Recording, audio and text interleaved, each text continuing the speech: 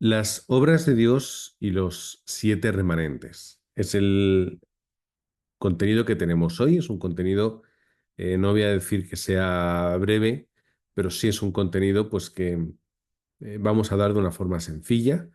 Y cuando nosotros hablamos de los siete remanentes, tenemos que recordar que estamos hablando de esos siete personajes bíblicos que nos encontramos tan comúnmente en la palabra y que eran personas que tenían la gracia de encontrarse en lugares complicados, en momentos difíciles. Eran personas que se concentraron y que se ocuparon en su vida espiritual y en recibir ese mensaje y esa obra de Dios. Y luego, pues ellos pudieron cambiar su entorno y pudieron ser de plataforma de bendición. La palabra remanente, como ya sabéis, quiere decir aquellos que permanecen o lo que perdura o lo que ha quedado, que es un término muy bíblico, muy utilizado en muchos aspectos. Y aquí pues seleccionamos a esos siete personajes característicos, que podrían ser más o podrían ser menos, pero nosotros hemos seleccionado esos siete que nos sirven de referencia para hablar de aquellos que han permanecido, permanecieron en el pacto y que fueron esa, digamos que esa palanca que Dios utilizaba para obrar en el mundo. Vamos a leer Segunda de Corintios, capítulo 4, versículos del 7 al 12. Dice así la palabra de Dios, que lo tenemos ahí en nuestras pantallas. Pero tenemos ese tesoro en vasos de barro, para que la excelencia del poder sea de Dios y no de nosotros, que estamos atribulados en todo, mas no angustiados, en apuros, mas no desesperados, perseguidos, mas no desamparados, derribados, pero no destruidos, llevando en el cuerpo siempre por todas partes la muerte de Jesús, para que también la vida de Jesús se manifieste en nuestros cuerpos, porque nosotros que vivimos siempre estamos entregados a muerte por causa de Jesús, para que también la vida de Jesús se manifieste en nuestra carne mortal, de manera que la muerte actúa en nosotros y en nosotros la vida. Bueno, vemos este texto en el cual Pablo expone esa realidad en la cual nos podemos encontrar los creyentes, pero siempre tenemos victoria y vida en Cristo. Siempre al llevar el mensaje de Jesús, corres, y sobre todo en aquellos tiempos, imaginad, corremos el riesgo de ser apartados, de ser señalados, de ser castigados o menospreciados. Incluso en algunos lugares del mundo sigue ocurriendo a día de hoy que los creyentes somos amenazados, incluso asesinados. Pero todo siempre ocurre dentro de ese plan perfecto del Evangelio en el cual ya lo tenemos todo y como dice, podemos estar atribulados, angustiados, perseguidos o derribados, pero nunca nos dice la palabra. Primero dice atribulados, luego dice que no angustiados, no desesperados, no desamparados y no destruidos. Cuando nosotros nos encontramos y nos enfrentamos al campo, tenemos que hacerlo de una forma concreta y de una forma que tenga respuesta en nuestra vida. Por eso, en primer lugar, como vemos en este punto, dice, tenemos que disfrutar de la oración concentrada. Esa oración concentrada de 24 horas. Nosotros empezamos siempre hablando de la oración marcada. ¿Por qué la oración marcada? Porque es fácil para nosotros. Marcamos horarios en los cuales nosotros nos concentramos en oración. Mañana, tarde y noche, tomamos nuestras horas, nuestro hábito y tenemos tiempos de oración. Sin embargo, cuando nosotros conseguimos hacer esto y lo hacemos con el propósito y lo hacemos dentro del poder de Dios, al final, durante nuestro día, nosotros conectamos de esa forma y acabamos cambiando las circunstancias, las preocupaciones, lo que yo veo, lo que yo siento, lo que yo percibo, lo cambiamos todo por oración. Esto es lo que nosotros llamamos estar 24 horas concentrados dentro de la palabra. Hoy, en este primer punto, vemos que tenemos que disfrutar de la oración concentrada. Y lo hacemos Y lo vamos a ver, perdón, a través de estos 7 remanentes. Por ejemplo, primero José, en Génesis 37, del 1 al 11, nos está mostrando cómo él recibía el mensaje y cómo él más tarde se convertía en aquel remanente que Dios levantaba para hacer la evangelización del mundo. José, que era una persona que había recibido el pacto por parte de sus padres, recordemos que su padre era Jacob, nieto de Abraham, que él venía de esa estirpe y de ese linaje tan importante y relevante que empezó con Abraham, que él recibiese mensaje por parte de Dios y le decía que él iba o que a través de él se iba a hacer la evangelización del mundo, que él iba a ser una persona utilizada por Dios y de que iba a tener una relevancia en el mundo en ese aspecto. José no entendía por qué. Sin embargo, haciendo digamos que concentrándose en ese pacto de Dios, como también dice la palabra que Jacob, su padre, meditaba en la palabra de su hijo, él pudo obtener esa respuesta. Moisés, en Éxodo capítulo 3, vemos como él, teniendo esa sensibilidad y siendo esa persona que entendía quién era Dios, porque su mamá desde pequeñito ya le había dado el mensaje y él comprendía esa parte de su vida tan importante, en el capítulo 3 versículos del 1 al 20 Dios habla con Moisés en Horeb, Moisés recibe el mensaje y recibe esa orden y ese mandato de Dios en ese tiempo especial y en ese tiempo concreto. Samuel también tenía esa capacidad. Empezando en el capítulo 3 de Primera de Samuel, vemos cómo él se cría en el templo y criándose en el templo de noche recibe ese mensaje ese mandato especial por parte de Dios. José lo recibe en sueños, Moisés con la zarza ardiendo, Samuel es despertado con esa voz que Dios le llamaba y lo hacía de tal forma que él pensaba que el sacerdote le estaba llamando y se levantaba para hablar con él. David, en el Salmo 78, lo podéis leer, versículos 70 y 72, también tiene esta respuesta. Él era un pastor de ovejas, pero siendo ese pastor de ovejas, él tenía la misión que ya Dios había puesto en su vida y se estaba levantando como un especialista espiritual, aquel que recitaba salmos, que componía, que tocaba, que llegó hasta tal punto que el propio rey le reclamó para tenerlo en sus aposentos y le ayudase a tener respuesta en sus o con sus problemas espirituales.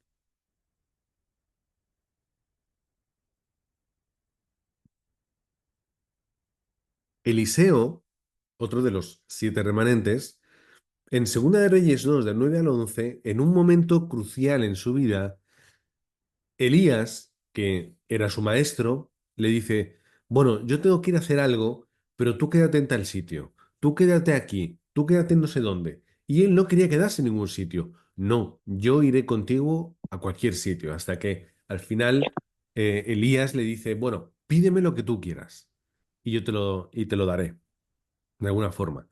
¿Y qué es lo que Eliseo pide? Una doble porción de tu Espíritu Santo. ¿Qué era lo importante para Eliseo? No era lo material, no era lo físico, ni siquiera el conocimiento. Él entendía que dentro de esa respuesta espiritual estaban todos los tesoros y todos los secretos del mundo. Daniel, el sexto remanente, en el capítulo 1, versículos del 1 al 9, también nos encontramos, o en ese primer capítulo, podemos ver en diferentes momentos en los cuales Daniel era una persona en la cual estaba Dios. Y si leemos un poquito ese libro, vamos a ver en diferentes puntos en los cuales los reyes de Babilonia veían la evidencia de que Daniel era una persona que vivía dentro de esa oración concentrada y tenía respuesta. Pero vemos que Dios utilizó de forma puntual y concreta en esos momentos a Daniel. Y luego tenemos, aunque yo aquí he escrito iglesia primitiva, pero el séptimo remanente es Pablo. Lo único que aquí voy a utilizar la referencia de la iglesia primitiva. Hechos 1, del 1 al 15, nos está hablando de que sobre todo en esos últimos versículos, que la iglesia primitiva estaba unida en oración. La iglesia primitiva estaba unida, unánime, junta, orando, aferrándose al pacto, al mensaje, a la promesa que Dios le había hecho anteriormente. De una forma especial, de una forma concreta, vemos a estos 7 remanentes cómo se aferraban al pacto y recibían el mensaje de Dios en el momento en el que ellos estaban dentro de esas 24 horas. Cuando yo estoy dentro de mis 24 horas, es fácil que Dios me use, que Dios me hable y que Dios me lleve. Si yo estoy viviendo dentro de esa concentración, desde la mañana hasta la noche, en quién soy, dónde estoy, qué es lo que me rodea y lo que tengo que hacer, es fácil que de una forma especial Dios pueda tratar conmigo. Yo podré ver el campo de una forma correcta. Yo podré ver a las personas desde la realidad. Yo voy a ver las situaciones desde la forma en la que Dios me quiere mostrar las situaciones. Si yo no estoy dentro de esta oración 24 horas, las circunstancias van a pasar y no voy a poder entender por qué. Estaré delante, al lado de personas y no voy a pensar más de es mi compañero de trabajo, es mi jefe, es mi vecino, es simplemente alguien con el que yo voy en transporte público o con quien yo me he sentado cerca donde estoy comiendo o alguien que estoy compartiendo la fila para pagar en el supermercado. Pero si yo estoy dentro de estas 24 horas, de una forma excepcional, Dios puede hablar conmigo, Dios puede mostrarme, Dios puede enviarme. Es lo que los 7 remanentes hacían y experimentaron mientras estaban dentro de esa oración concentrada, oración 24 horas. En segundo lugar, tenemos igualmente los 7 remanentes, a excepción de ese séptimo que ya no hablamos de la iglesia primitiva, sino del ministerio de equipo de Pablo. Empezando otra vez desde el principio, vemos las obras de Dios en el campo cuando los 7 remanentes están dentro de esa concentración de 24 horas. A esto, y veis entre paréntesis, yo ya pongo 25 horas, porque efectivamente, por mucho que yo haga, por mucho que yo quiera, siempre está ese límite de 24 horas, que es mi capacidad, que es mi tiempo. Y cuando yo estoy 24 horas concentrado en el plan y el propósito de Dios, es cuando llega la obra suya, es cuando llega lo que trasciende, es lo que llega lo que para mí es imposible, que son esas 25 horas, ¿no? Esa hora 25 que es más allá de mi capacidad y de mi comprensión. En primer lugar, el remanente José. Génesis 39, 2 nos habla de cómo, siendo esclavo, él disfrutaba de que Dios estaba a su lado. Él no había perdido el pacto, él no había perdido su concentración espiritual, él, en mitad de las circunstancias, aún siendo vendido, Dios está conmigo. José lo disfrutó cuando era esclavo, en casa de Potifar, dentro de la cárcel, cuando lo reclama el faraón y luego tiene que ser gobernador. En el campo, en todo momento y en todo lugar, yo tengo que disfrutar de estas obras de Dios. Dios obra, Dios está conmigo y a través de mí hace la evangelización del mundo. Moisés puede ver y es partícipe, y en algunos casos relativamente protagonista, de esos 10 milagros que ocurren, esas, digamos que plagas, pestes horribles para Egipto, pero que eran un milagro para el pueblo de Dios que veía cómo Dios obraba de esa forma para ablandar y romper el corazón del faraón. Y Moisés lo estaba viendo. Él, concentrado en su labor, concentrado en su vida espiritual, veía como más allá de lo que Moisés podía hacer o decir, Dios obraba en el campo. Samuel también, el, el movimiento de Mizpa. Primera de Samuel 7, versículos del 1 al 15. ¿Qué ocurre en Mizpa? Pues que el pueblo de Dios separado de Dios, valga la redundancia, separado de su fe, viviendo en otros en idolatría, etcétera, etcétera. Moisés tiene que unirles, darles el mensaje otra vez del pacto, mostrarles cuál es su estado espiritual y que los problemas que tienen es a causa de estar separado de Dios y de la necesidad que tienen de volver al pacto. Eso ocurre en Mizpa.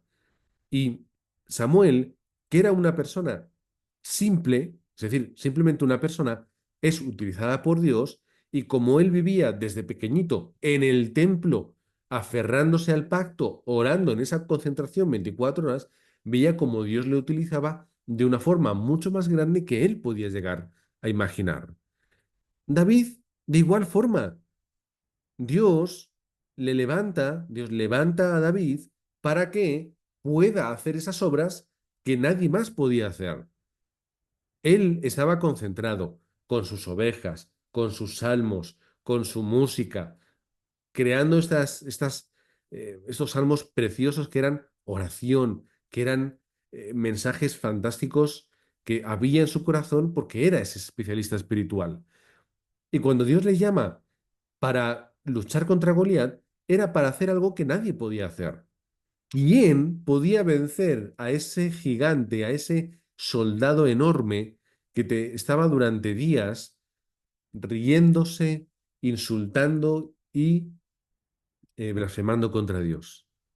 Lo hizo aquel que estaba concentrado 24 horas y estaba preparado para que las obras de Dios llegasen a su vida y, a través de su vida, a todo el pueblo. Eliseo, número 5, en Segunda de Reyes, capítulo 6, vemos cuando los ejércitos asirios quieren destruir a Israel y no pueden con los ejércitos porque Dios le da a Eliseo el conocimiento de dónde iban a atacar, pues constantemente Eliseo decía al rey de Israel, oye, tienes que irte para allá, no, ahora huye a tal sitio. No podía Asiria con los ejércitos de Israel porque ni siquiera los encontraban. ¿Qué le dicen al rey asirio? Oye, es que Eliseo está con ellos y él es una persona que tiene conocimientos y que su Dios obra con él. Vamos a por Eliseo. Llegan hacia donde está él, rodean a la ciudad con ejércitos, soldados, caballos, carros, y cuando sale Eliseo de la ciudad, su criado o su ayudante, su discípulo, seguramente sería, se pone muy nervioso.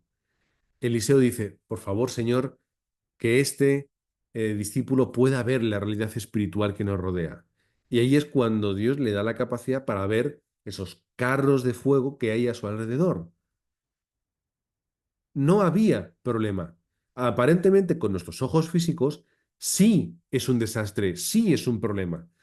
Pero la obra de Dios es tan grande, es tan inmensa, es tan profunda, que aunque nosotros no la podamos ver, existe a nuestro alrededor.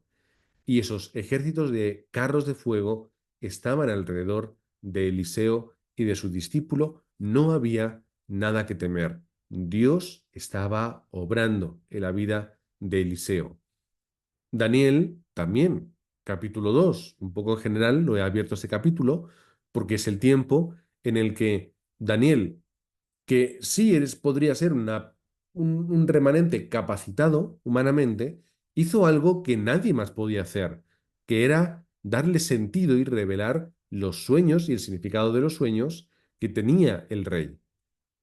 Dios estaba obrando a través de Daniel porque Daniel era una persona que vivía en esa concentración espiritual. Número 7. Romanos 16. Pablo no puede hacer la evangelización del mundo, pero como él se concentraba espiritualmente, Dios le da la gracia no solamente para que él pudiese ir y testificar, sino para levantar ese equipo de misioneros, de obreros, de evangelistas y de remanentes para hacer la evangelización del mundo, colocando el capítulo 16 de Romanos como muy representativo. Colosenses 4 también lo podemos leer, de una forma más personal podemos leer en las cartas de Timoteo con ese remanente, y cualquier carta paulina a cualquiera de esas iglesias también sirve para comprender el ministerio de equipo de Pablo. Dios obra a través de Pablo y de este equipo para hacer una obra más grande en el campo para la evangelización del mundo. Pero ¿de dónde partimos? Partimos de 24 horas. Hacemos 24 horas, Dios obra con nosotros y llegan esas obras de Dios, las cuales son para mí imposibles, pero no para Dios. Y en tercer lugar, las obras de Dios a través de los acontecimientos. He colocado entre paréntesis el 0 y 0 porque yo a través de la computadora no sé escribir el símbolo del infinito. Habrá alguna forma, pero yo no la encuentro. Por eso coloco esos dos ceros como si fuera el símbolo del infinito, que son esas obras eternas. La obra de Dios eterna, sin límites, sin principio y sin fin, que supera el tiempo y el espacio, que no puedo llegar a concebir, pero que Dios hace, y lo hace además a través de los acontecimientos. Volvemos al mismo sistema de antes. Primer remanente, José. Génesis 40 y 41 nos habla de José en prisión. Los acontecimientos complicados y difíciles fueron la plataforma, esa prisión, para que José tuviese la oportunidad de ir a ver a Faraón y de transmitirle el mensaje. De hecho, vamos a ir un paso más allá.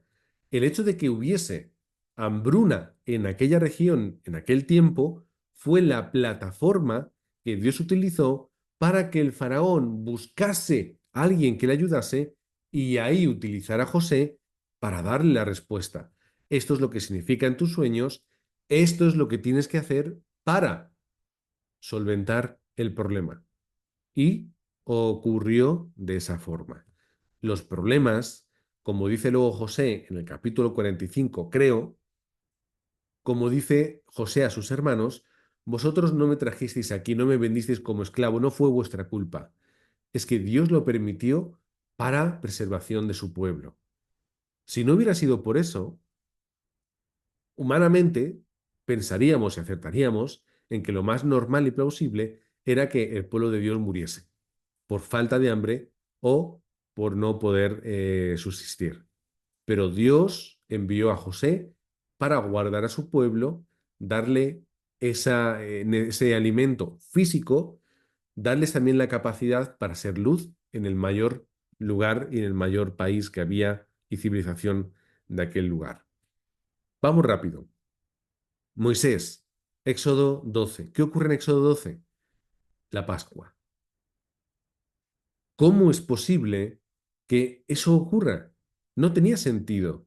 Y cuando tú piensas en lo que pensarían los miembros del pueblo de Dios, cuando les decía que tenían que hacer ese sacrificio, un cordero, la sangre en las puertas, no entiendo nada.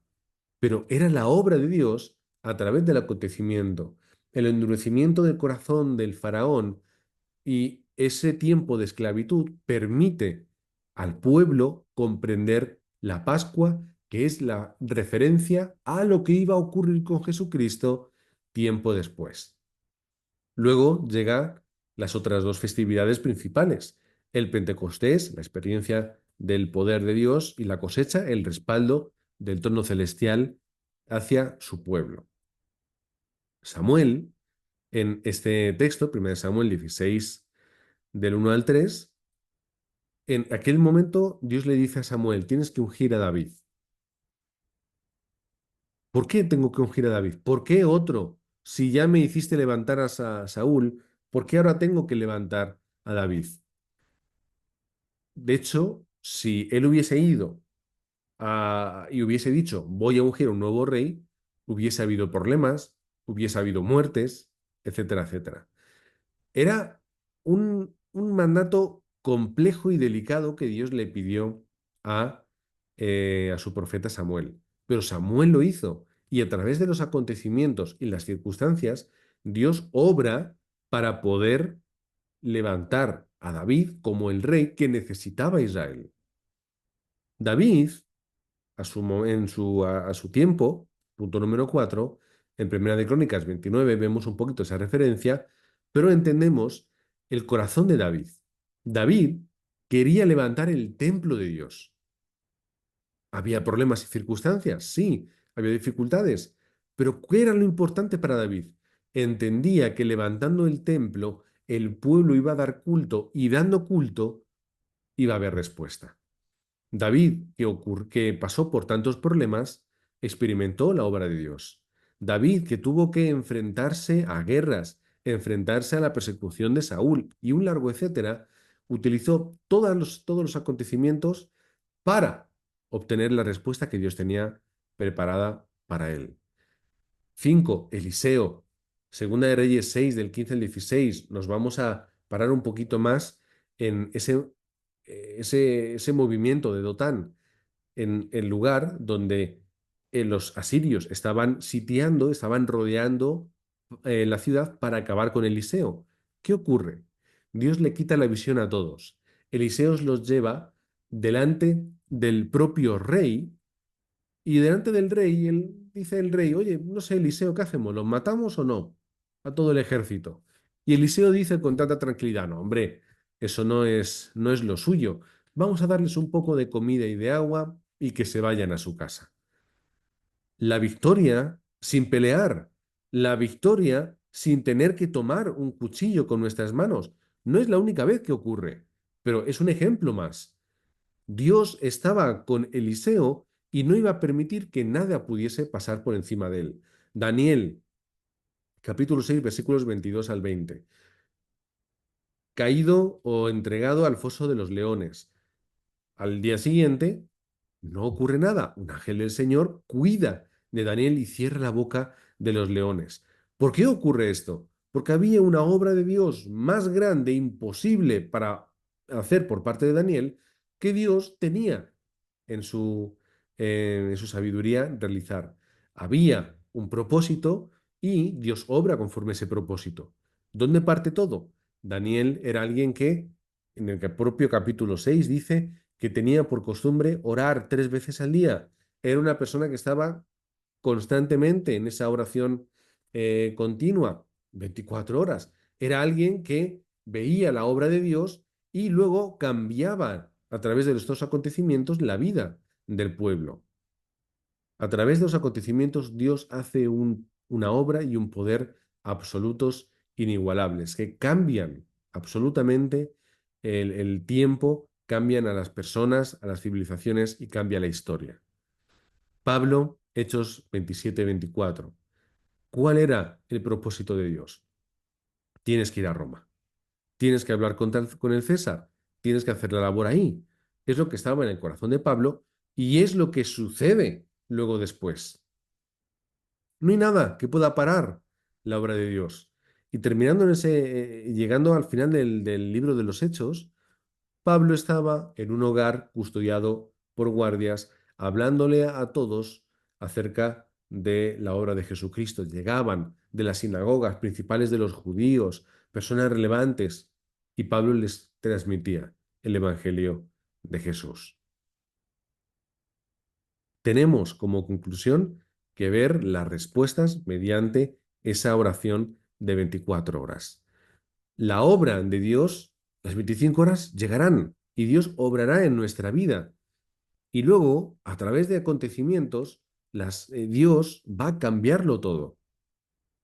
Dios va a cambiar las cosas. Dios va a cambiar las personas. Dios va a cambiar las iglesias. Cambiarán los campos, cambiará el mundo. Pero todo parte a través de ese tiempo de 24 horas. ¿Cómo llegamos al tiempo de 24 horas? Lo hemos dicho. Oración marcada y concentrada, al menos mañana y noche. No se escucha Mañana, nada. al menos mañana y noche. Ahora la hermana recupera el audio. Cuando nosotros estamos dentro de esa oración marcada, mañana y noche, podremos disfrutar de estar concentrados esas 24 horas. El resto del tiempo, desde la mañana hasta la noche, nosotros estaremos cambiando todas las circunstancias por oración. todo nuestro pensamiento será una oración.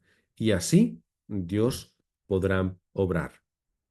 Padre que estás en los cielos, gracias por la respuesta que tenemos de que tú estés con nosotros, de que nos hayas llamado, quieras utilizarnos y además, Señor, pongas a nuestra disposición todo tu poder y toda tu autoridad. Nosotros queremos desafiarnos a nosotros mismos y desafiar nuestras capacidades a través de esta gracia, en la cual nosotros descansamos y en la cual nosotros confiamos. Gracias porque nosotros dentro de nuestras 24 horas vamos a poder ver cómo tú obras y cómo esas obras llegan a cambiar en nuestro campo y llegan a cambiar el mundo de esas 237 naciones. Oramos en el nombre de Jesucristo. Amén.